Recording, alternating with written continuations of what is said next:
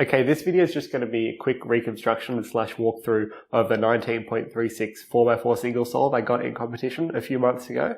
And it's basically a lesson in not being distracted or giving up if you make mistakes in a solve.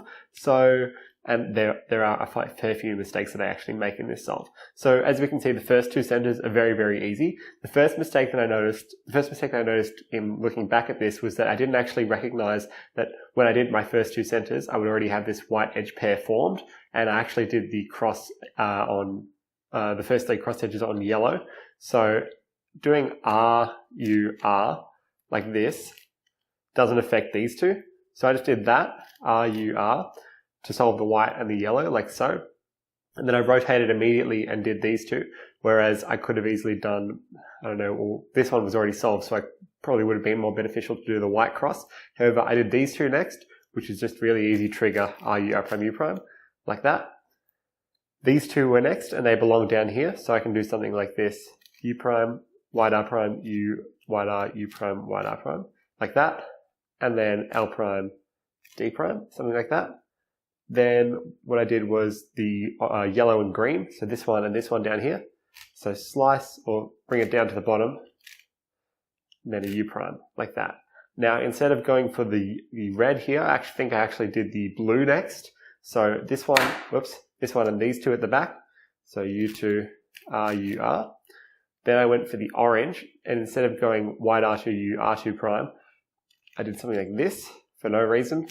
And then U, R2, U prime, white R2 prime, like that. And now I've got my last two centers. So I've got the red here and the green here. So I did something like that. Now what I needed to do was pair up this last cross edge. So I did an L, sliced, U prime, R prime, U, sliced back, R2, U2, D2, which was a little bit inefficient as well. Now when I was doing that, I noticed that this edge pair was solved. And when I was doing that, I also saw this block, and I immediately thought that this edge pair was solved. So I went ahead and pretended, I thought there was only 5 edges left to solve here, but in fact this one was unsolved as well, and there are 6 edges in total that needed to be solved. So there was this white and green here, and the white and blue up here. And so straight away, I thought this one was solved, so I went in and tried to start pairing up, for example, tried to start pairing up these two.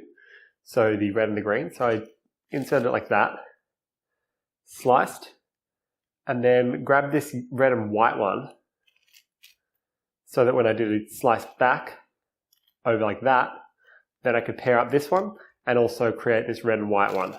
And it was at this point that I realized that these two weren't these two. So as in there were 3 edges left to solve. So I thought that in solving those 3, I'd only have 2 edges left to solve, but in fact I had 3. So then I kind of saw back here, okay, I need to do another three pair. So slice, insert, slice back.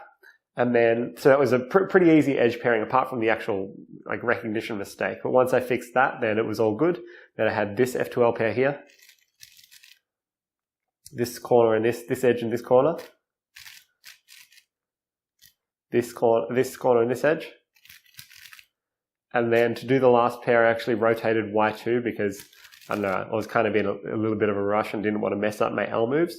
And then I had a permutation, a soon, sorry, anti-soon, and then an A permutation. And then AUF like that.